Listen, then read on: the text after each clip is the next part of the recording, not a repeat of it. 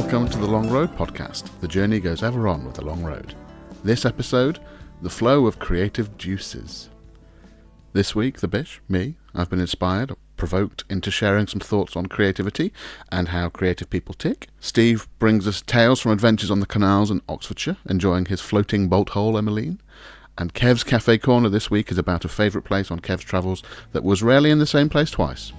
The Long Road Podcast is exploring the world of the vagabond, the troubadour, the adventurer. The world isn't beige, it isn't processed, it's authentic, it's rich and it's real. If those are the sorts of sentiments that make your brain light up, then hop on board. We are embracing all of those things, we are celebrating all of that. And we'd love it if you joined us on the journey.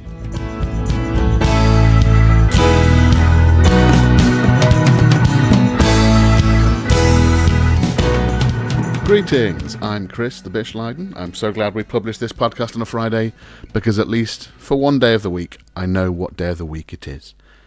Genuinely, I had to ask my phone yesterday, Siri, what day of the week is it, please? And yes, I actually did say please because, well, one day these machines and AI and things are going to lord over us properly, and there's no harm in planting some kindness seeds now, is there? From all of us here at The Long Road, me, Steve and Kev, we hope wherever in the world you are keeping safe and keeping others safe. There's a lot of content in today's podcast, so I'm going to get straight on after one brief announcement. We have a new music video out today. We have uploaded to YouTube our music video for Wrapped Up in You. The song's been going great guns on Spotify for several months now, but it's been lacking the necessary visual companion, but now we've sorted that. So go to youtube.com/SteveBonomo1 and you'll see it there on the front page. Please like, subscribe, share. So I'm going to hand over now for the main content of today's podcast to myself. It's over to me. I'll see you on the other side. I feel like one of the two Ronnies here.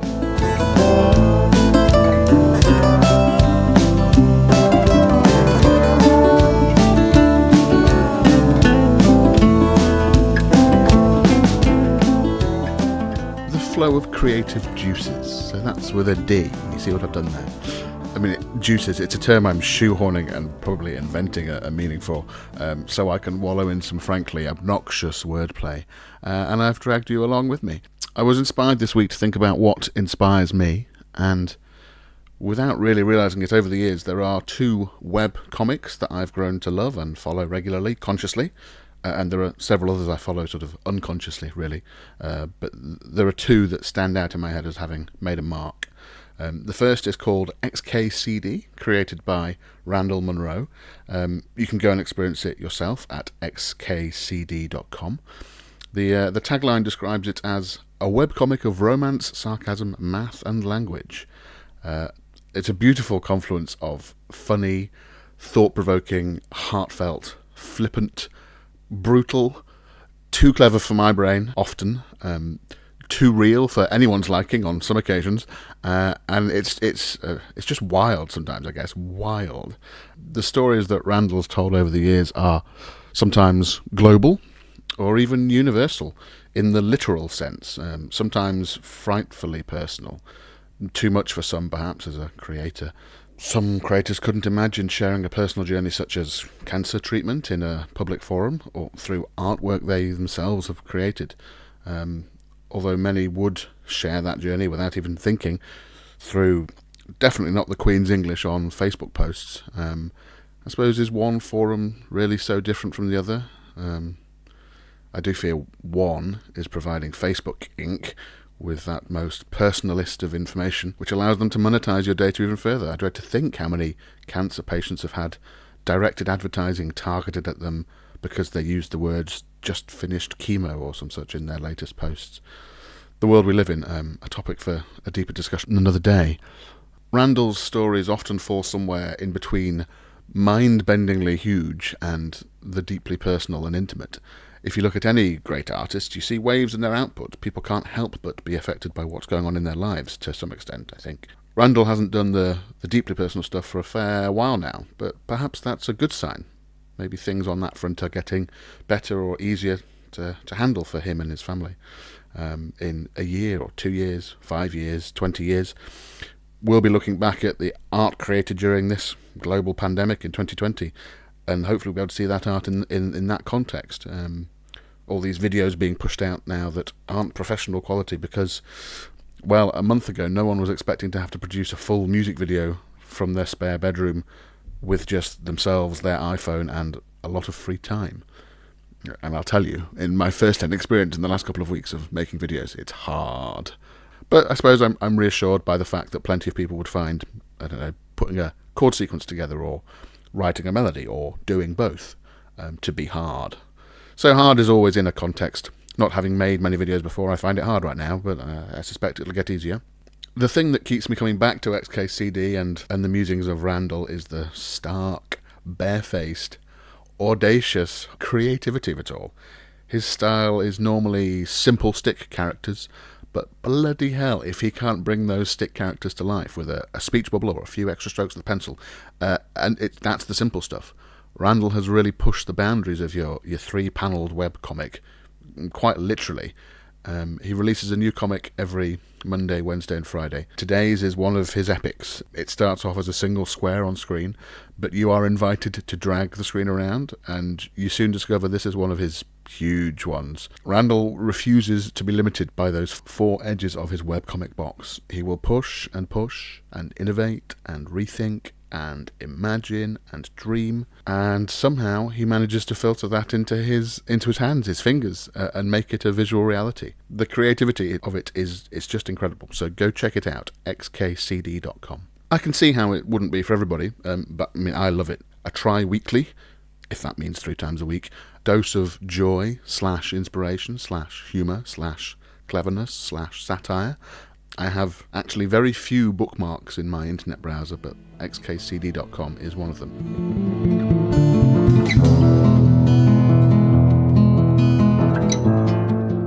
The other webcomic I follow was the source of inspiration for my ramblings this week.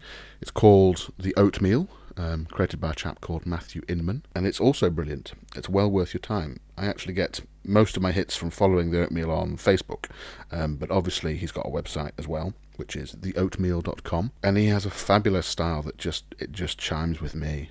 There's energy and vigour in his drawings that just speak directly to my brain.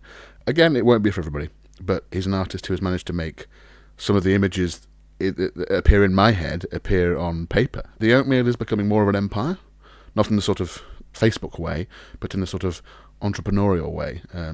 Someone with creative juices with a J, flowing, has managed to harness their creativity and make a living from it, and provide a living for several others too. For The Oatmeal, webcomics was where things started, but books followed, and me and my family and friends are fans of their particular brand of board games too. The highlight for me of Christmas just gone was a lovely, gentle family game of The Oatmeal's Throw Burrito, a dodgeball card game, which peaked when, having grasped the rules and the gameplay, familial ties were out of the window, and this was a war. So it turns out my mother's competitive streak holds no bars to throwing a foam burrito at her eldest grandchild at the first opportunity to win that round. Before any of us had even calculated what the indicated move was, Granny had already grabbed said burrito, and it was hurtling through the air. A fine moment, and that's thanks to The Oatmeal. I think I'm going to have to come back to The Oatmeal on a later podcast because there's just too much for me to say in this one episode, I think. But here's what sparked my brain this week. The Oatmeal launched a 10-year anniversary webcomic, and it was about creativity. Now, I love a good arbitrary time landmark as much as the next person, but also I find them as pointless as Matthew Inman seems to. He intended to do 10 things he's learned about creativity in 10 years. Lovely.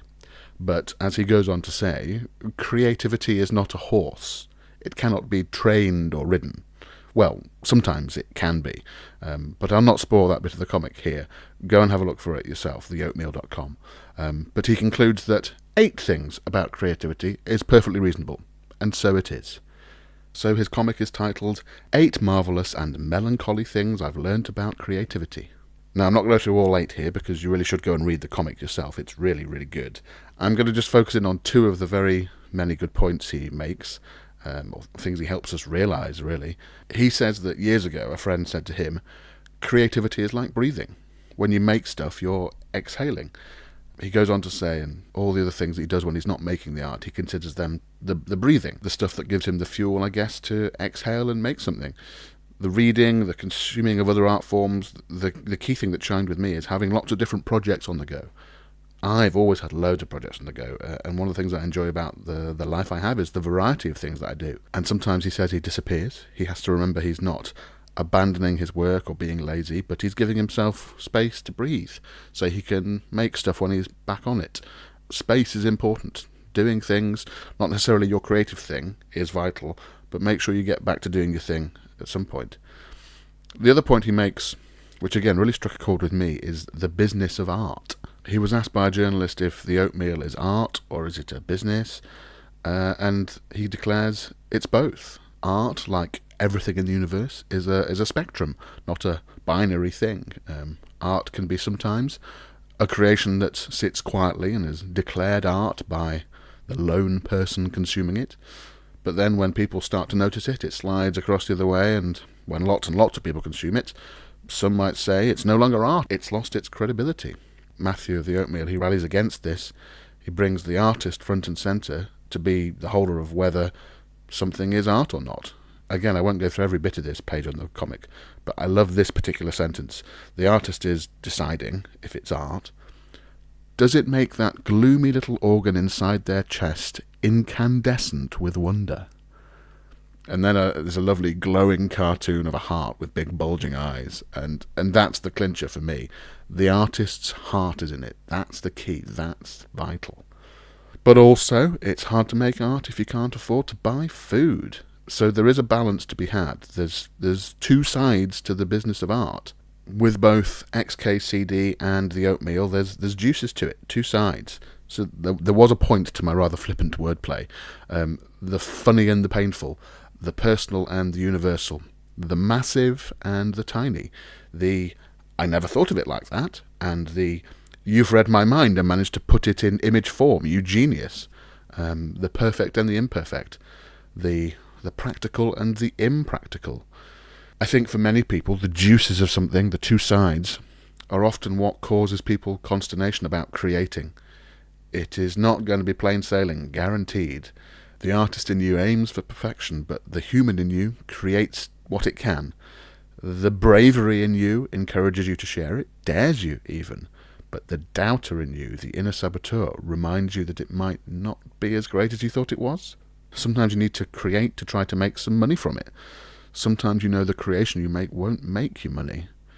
But can you afford to create and not earn from it? The creator in you wants to create, needs to create. And often we can channel our energies, funnel our creative juices into something we've worked at for a long time and got better at over the years, built confidence at, and, pop something out there for others to consume, /enjoy, /quietly ignore, /rip apart. I suppose all of those things are valid responses. I'd encourage those who don't like the thing that's been created and popped out there to consider kindness, or at the very least tact, above their own opinion and their own ego. This seems to be a horrible human instinct that thankfully these days many try to fight against, to try to raise yourself up by knocking others down. It's just destructive ultimately all round. No one wins long term, and I hope we can continue to grow out of that as a society. If you don't like something, that's fine. We don't have to all like everything, but you don't necessarily need to tell the someone who is bearing their soul, and even though it may not look like it, they really are, and I promise you, they wish that thing they've made was better themselves. Beethoven did not consider his Fifth Symphony his best work, but you know what? He had a deadline. The Beatles only had so many hours of studio time to create Please Me. Michelangelo took years to paint the Sistine Chapel, but I'm sure there were bits where he'd have preferred to spend more time on that wisp of hair or that cherub's nose or whatever else is on the Sistine Chapel ceiling. Fear of failure holds people back in so many aspects. Everybody's experienced it. Every single person on this planet, me included. The first time you try to ride a bike, fear of failure is what's terrifying, and ultimately what leads you to fall off and grazing your knee. But the overwhelming desire to conquer that fear, to ride that bike, wins for most people, and you get back on and you try again. And eventually you have enough momentum and skill and confidence to balance on the thing and enjoy whizzing around unhinged. Getting the creative juices, with a J or a D, flowing is, for me, such a vital part of being a human, being alive. most importantly, do it for yourself first and foremost.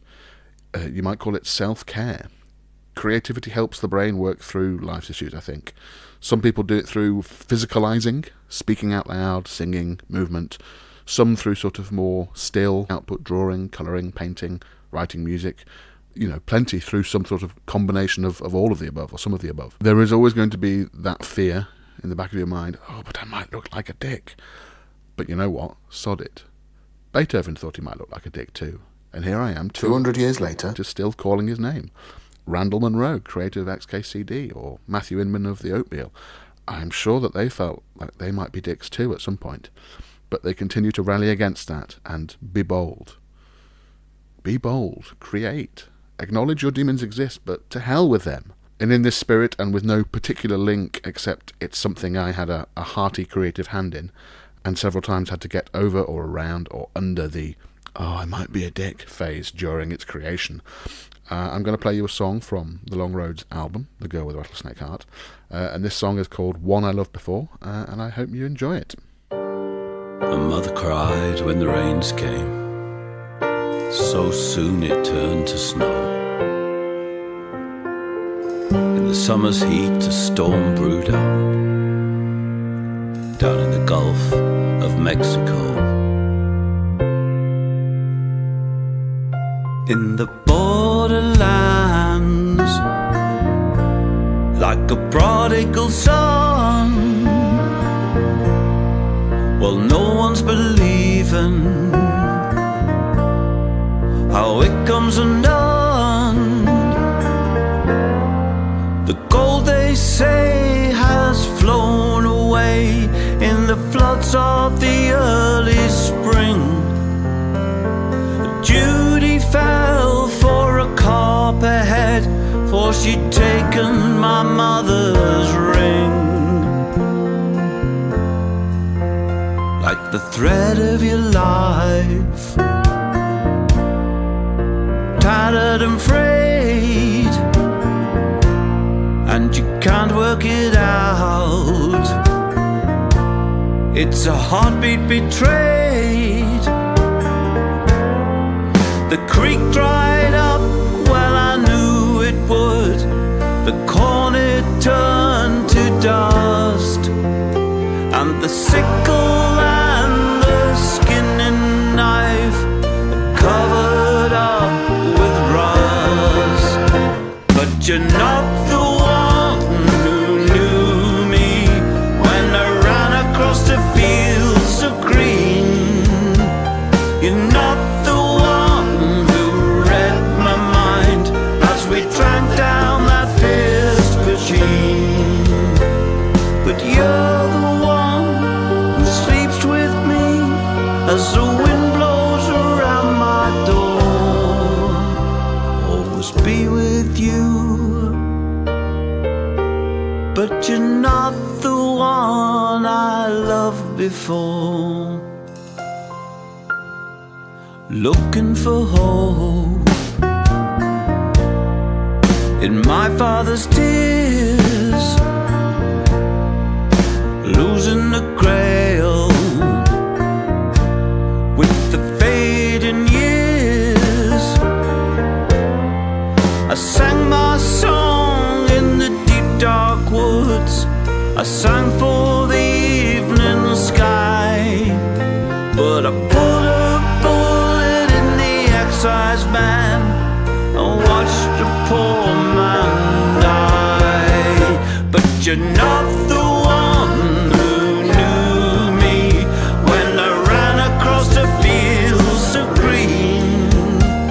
You're not the one who read my mind as we drank down that fierce machine. But you're the one who sleeps with me as the wind blows around my door. Always be with you,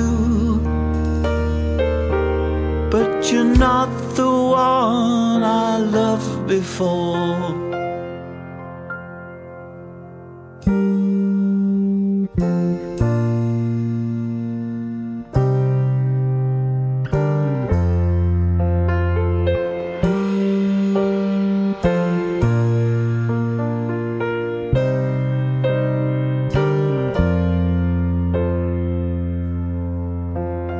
in the borderlands, like a prodigal son. Well, no one's believing how it comes undone. Well, Preacher Brown, he cursed at me. He said, God damn your soul. But if Jesus cares about his words, why does he keep the church so cold? But you're not the one who knew me when I ran across the fields of green. You're not the one who read my mind as we drank down that fierce machine. But you're the one who sleeps with me as the wind blows around my door. Always be with you, but you're not the one I loved before.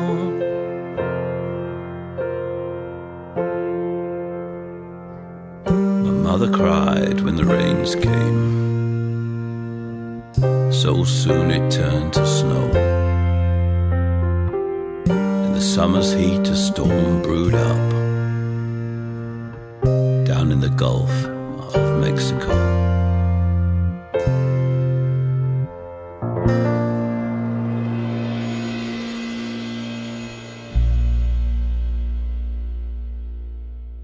That was One I Loved Before by Steve Bonham and The Long Road. The words were by Steve Bonham and the music were by me and Steve.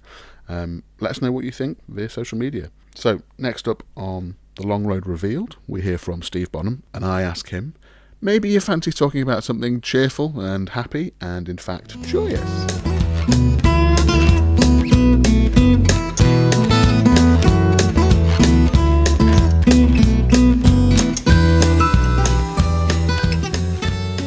I thought this week I might talk about something cheerful and happy and in fact joyous.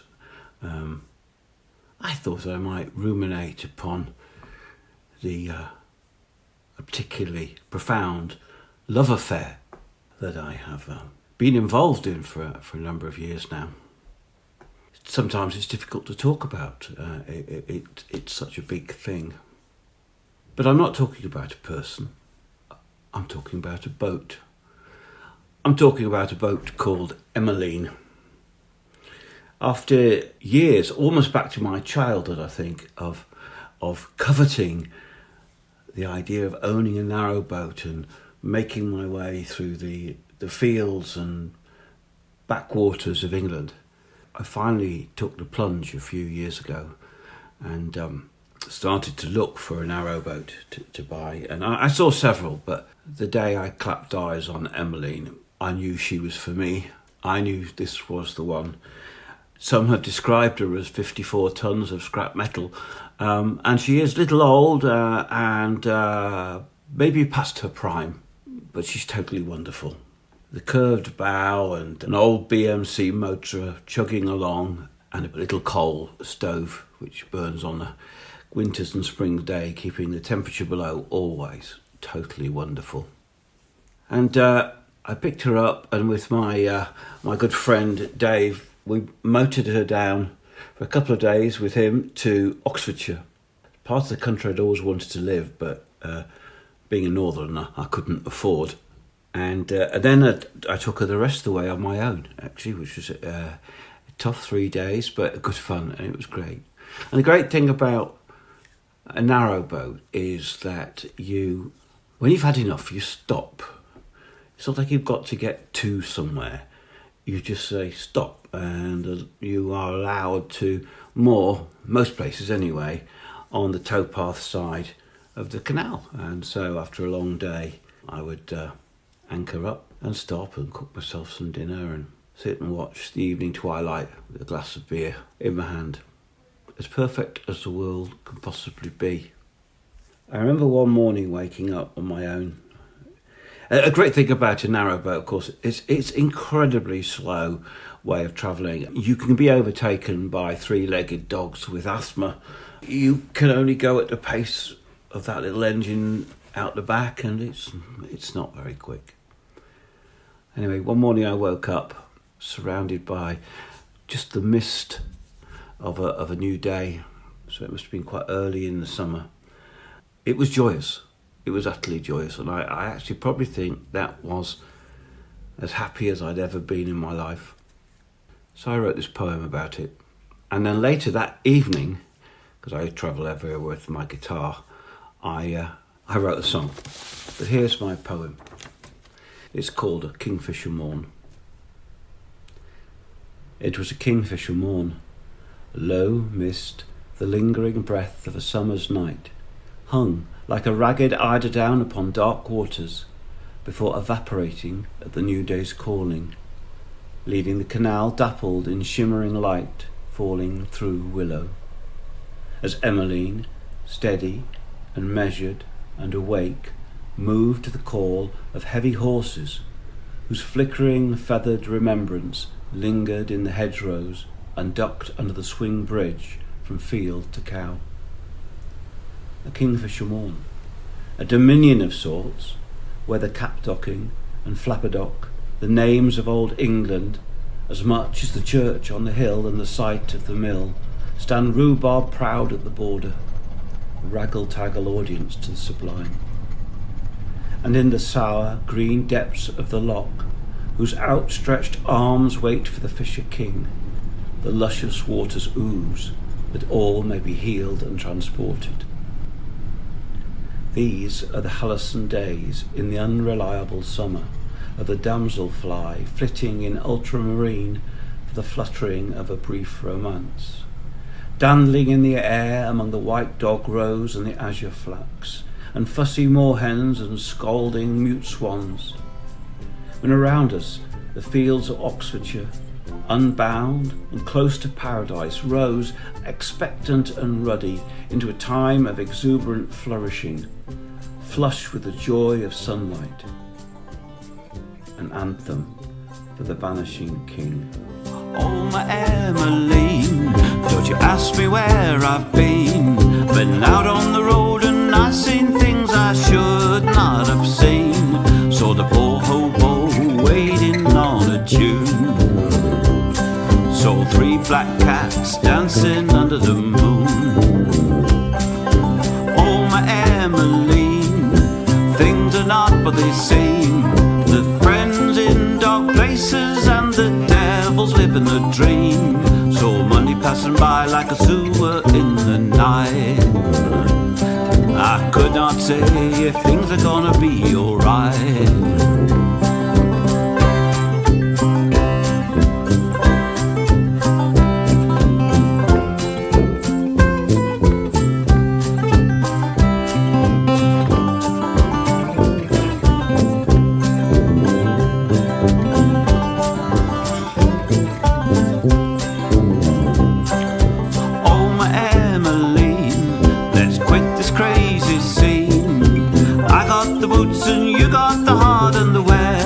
So mean, so dark clouds gather, so put another log on the fire. There's trouble brewing way out along the wire. Oh, my Emeline, my riverboat queen, take me out to the Indigo and wash these memories clean. Staring to the dark way out across a pearly sky. I don't know where I'm going, but I know the reason why.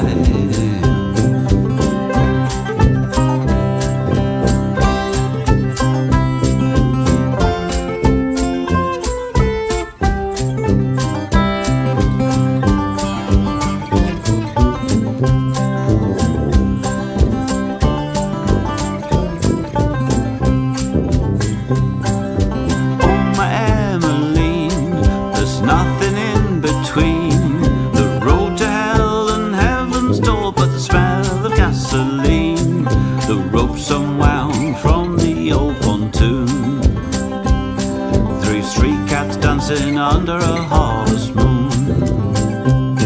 I don't know where I'm going, but I know the reason why.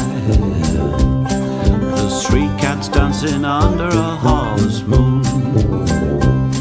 I don't know where I'm going, but I know the reason why.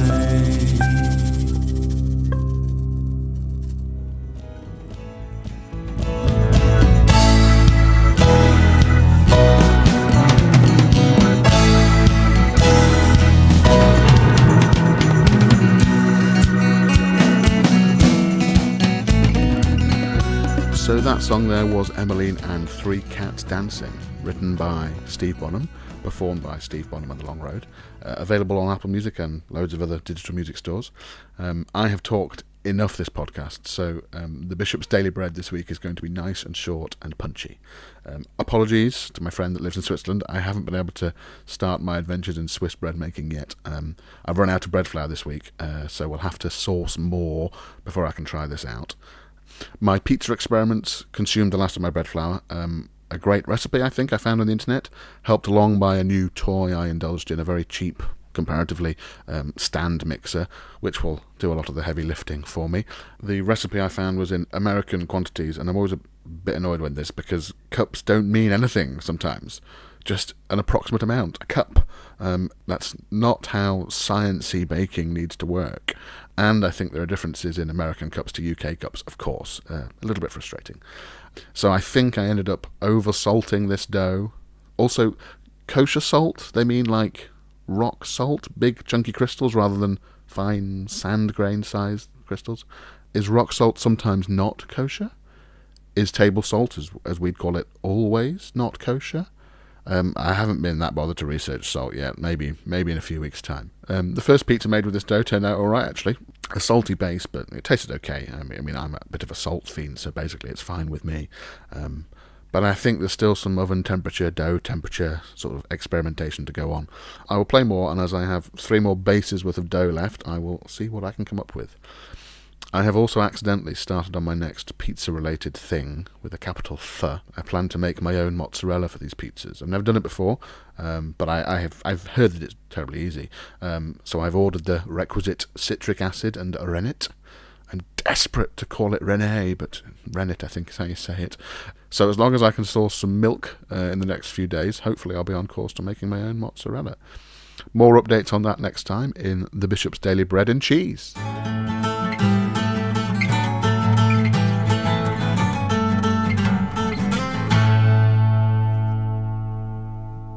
Hello again, everybody, and welcome to Kev's Cafe Korner, that particular segment of the Long Road podcast pie that's devoted to my insufferable caffeine habit, I suppose you could call it. Today's cafe is an interesting one because it's a cafe that rarely stayed in one place at the same time. It's been my cafe looking out over the Côte d'Azur. It's been my cafe looking out over Palmer Harbour, looking up into the majestic landscape of Madeira. And it's been my cafe as I've sailed around the Caribbean. I'm talking about one called Charlie's Bar. And Charlie's Bar was the cafe amidships on the MV Ocean Village, which was the ship I was lucky enough to be plying my musical trade on a good decade and a half ago now, perhaps even longer. And it was really the crossroads on the ship where everybody would come together, particularly the musicians and performers, dancers, acrobats, what have you, of all nations that used to work on board the ship. Now, this particular ship, Ocean Village, is and remains very dear to my heart. Most of the people that I got to know on there are still friends, will probably be lifelong friends. And it was known as the cruise for people who don't do cruises. That was one of the taglines. And it really did cater to a younger age group. I never considered working aboard ships because I thought it was much more of an older generational thing. And when this came along, it was a breath of fresh air. And my good friend on the ship was a guy called Tony Stevens, who was a comedian. And he and I formed a lasting friendship. And what sort of happened was the Charlie's Bar morphed into something of a surgery where he and I would sit and hold court, and various people who were going cabin crazy or whatever would come along and sit with us, and we'd end up somehow talking through their problems. Could we often be like even then, the elder statesman on board that had probably been through it all before. But it became a really, like any good cafe should be, I think, a hub of activity and exchange of views, of jokes, of stories, of life. And it had not just rather good coffee, but a very, very dangerous hot white chocolate drink that you could get, which was really dangerous for the old figure, but pleasant nonetheless. And yeah, it's so many stories and friendships forged in that particular cafe. The situation of it was there was sort of a village square, as they called it in the ship, which was like an atrium that went through all the decks. So quite a lot of decks had like balconies you could look down onto the inside of the ship there and perform. There was a small stage there, so there were small performances went on there. And I performed there with a dear friend who sadly passed away far too young. We just used to impromptu perform he would play piano, I would play bass. I'd sort of suggest 6 songs he might know, and he'd do the same to me, and we'd cobble together a 12-song set and just play for the passengers, and it was really good fun. And Charlie's Bar used to look out onto this area, and I guess it's one of my favourite cafes because it accompanied me, if you like, to some of the most beautiful places in the world with some of the best friends in the world, and really lived up to what I think a good cafe should be, which is kind of like a centre of your universe, really, where you and your friends celebrate your friendship and drink a nice cup of coffee. So that's that for me today. The Ocean Village is still sailing the seas, but under another name, I believe, and I hope it's still got a Charlie's Bar on board. Take care of yourselves and see you next week.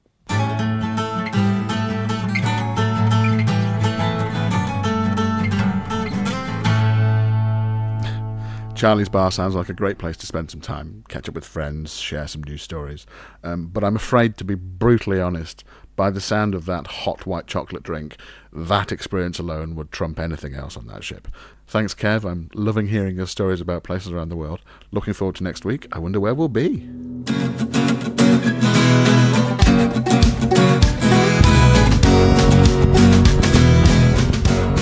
As always, thanks very much for listening.